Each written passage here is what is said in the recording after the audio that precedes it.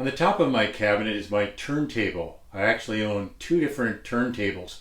The first one was a Pioneer PL630 direct drive. It's a beautiful table, and it needs some servicing because the motor kind of stalls from time to time. So that gave me a reason, and thank goodness for another birthday present.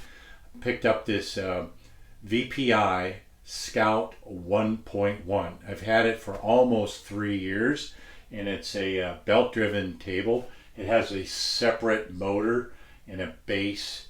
I believe it was discontinued in about 2016. Now they have something called, I think, the Prime Scout. The table kind of retails around $2,200. I've gone through a variety of cartridges.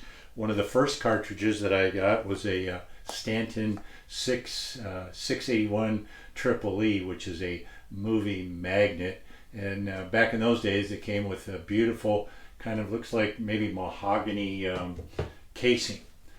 From there, I wanted to experiment from going to from a moving magnet to some sort of a moving coil. I read a lot about those types of cartridges, but I didn't know what they involved until I got involved with a Denon 103R.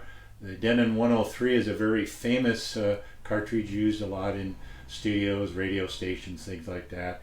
And this one I've had for about a little over 2 years, and it's a low output moving coil.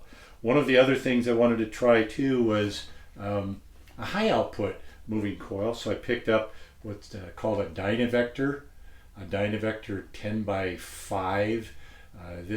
This particular cartridge does not require any step-up transformers per se, and it allows you to run it directly through your preamp, through your normal out, which is geared toward moving magnet. And then most recently, probably within the last month or so, I stepped up the game a little bit and got a Dynavector 20x2 low output moving coil cartridge. So far I've dealt with 4 cartridges, and that's one way to improve your system really quick. So I enjoy those. Without the ability to use, say, for just a moving magnet and going straight to a low output moving coil, if I didn't have the preamp that I have, or if I wanted to just use like Phono 1 for a normal moving magnet input, I would have to have a step-up transformer, and there's a couple of different ones. This is a Bob's Devices. I believe it's an A3440A soot, and I got this off of Craigslist from Northern California for about $400. And if you look at it, you place this in between your turntable and your preamp, so you have some ins from your turntable and out to your preamp. So that doesn't require any electrical plug-ins. Another one that's often confused, and it's an old relic actually, this is by Luxman. It's a head amplifier, not a headphone amplifier, but a head amp directed at, improving the low output signal from your cartridge on the head of your turntable arm. So this one I bought, it can boost your signal from 20 to 30 decibels, and you can even put it in bypass mode, so that if you want to throw on a moving magnet. It has some inputs here, input and output. Again, you would place this between your turntable and your preamp. Also, you would ground it to the chassis and so forth. So it's important to have some sort of step-up transformer if you're going to use a low output moving coil cartridge. So that was very important in terms of my learning process, and I really enjoyed those. This is a unique 10-pound platter. It has a kind of a record clamp. It's a very heavy platter, hopefully for stability, and then playing a record per se. Let's see if I can find, I'm sure you're sick of take 5, but notice there's like a little rubber washer here. Elevates the record so little to keep it off the metal somewhat. Flattens it,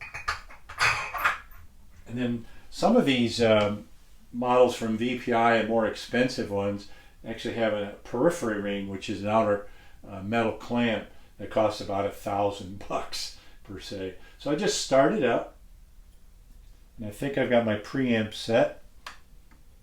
We'll give her a whirl. This is a unipivot arm. Unipivot meaning over here it's sitting on the tip, a very almost like a sharp needle. And so now you elevate it. We'll see if we can get it right on take 5. There you go. You can see it bounces all over the place. All right, we'll drop it. And that's the Dynavector 20x2 low output moving coil cartridge.